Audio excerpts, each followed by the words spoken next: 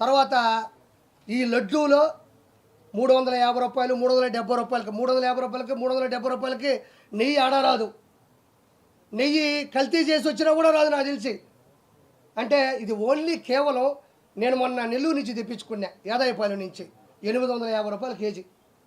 850 రూపాయలు ఒరిజినల్ నెయ్యి నేను వేదాయపాలెం నుంచి తెప్పించుకుంటే, నందిని నెయ్యి కర్ణాటక నుంచి వచ్చేటప్పుడు వాళ్ళు అతి తక్కువ ధరకి 550 రూపాయలు 600 ఆ దరిదాపుల్లో వాళ్ళు ఇచ్చేవాళ్ళు. ఎందుకంటే మాకు ఆదాయం వద్దు సార్, ఒరిజినల్ రేటుకి మేము ఇచ్చేస్తాం, ఆ వెంకన్న సన్నిధిలో మాకు మంచి జరిగితే చాలు, మేము ఎప్పుడన్నా అక్కడికి వచ్చి ఆయనకి మా బాధలు మేము చెప్పుకుంటామని చెప్పారు. అంటే ఇది ఎందుకు చేశాడంటే 7 కొండల మీద యేసునాథుని పెట్టాలన్నది ఈయన ఆలోచన. 7 కొండల మీద యేసునాథుని, క్రిస్టియన్ మతాన్ని అక్కడ పూర్తిగా స్థాపించాలనుకున్నది అతని ఉద్దేశం. ఇక్కడ మీరు ఒకటి గమనించాలి, హిందువుల ఆరాధ్య దైవం జీవుల్లో కూడా గోవు ఒకటి. దానికి సంబంధించినటువంటి కొవ్వు పదార్థాన్ని కూడా ఇందులో కలుపుంది. తర్వాత పంది కొవ్వును కూడా ఇందులో కలుపుంది, చేప కొవ్వును కూడా ఇందులో కలుపుంది. ప్రపంచంలో ఎక్కడా లేని అద్వితీయమైనటువంటి శక్తి కలిగినట్టు కలియుగ భగవంతుడు ఆంధ్రప్రదేశ్ రాష్ట్రానికి నిజమైన రాజధాని తిరుమల. తర్వాత అమరావతి కావచ్చు, దాని ముందు ఉమ్మడి రాష్ట్రాలు హైదరాబాద్ కావచ్చు, ఆంధ్రప్రదేశ్కి నిజమైన ఆకర్షణీయమైన రాజధాని ఏదైనా ఉందంటే అది తిరుమల అని నేను గౌరవంగా చెప్తాను. ఎందుకంటే ఆంధ్రప్రదేశ్ అనగానే మొదట గుర్తుకొచ్చేది రాజకీయాలు ఇవి కాదు, తిరుమల. మీ ఆంధ్రప్రదేశ్లో తిరుపతి దగ్గర తిరుమల ఉంటుంది. ఇప్పటికీ కూడా అతిపెద్ద కోటి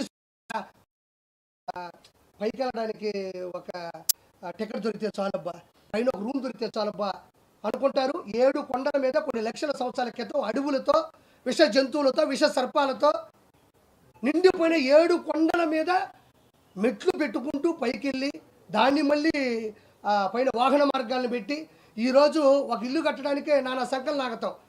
అలాంటిది 7 కొండల మీద వెలిసినటువంటి వెంకటేశ్వర స్వామికి ఇంత ప్రత్యేకత ఆకర్షణ ఎందుకుందంటే 7 కొండల మీద, ఒక కొండ 2 కొండలు కాదు, విపరీతమైనటువంటి ఎత్తు, విపరీతమైనటువంటి శేషాచల అడవులు, విపరీతమైనటువంటి విష జంతువులు, వాటి మధ్యన కూడా పైన నిలబడి అక్కడ స్వామి నిలబడ్డాడు. కాబట్టి దీనికి ప్రత్యేకమైనటువంటి గౌరవం ఈ ప్రపంచంలో దక్కింది.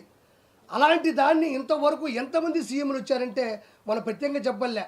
నీలం సంజీవ్ రెడ్డి గారు, దామోదర్ టి అంజయ్ గారు, తర్వాత కాసు బ్రహ్మానంద రెడ్డి గారు, కోట్ల విజయభాస్కర్ గారు, నేదురుమల్లి జనార్దన్ రెడ్డి గారు, ఎన్టీ రామారావు గారు,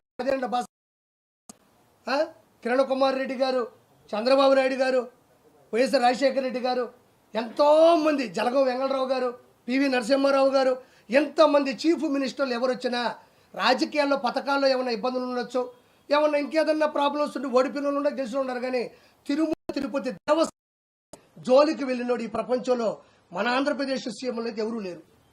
ఈ దౌర్భాగ్యుడు, ఈ అధముడు, ఈ దొంగ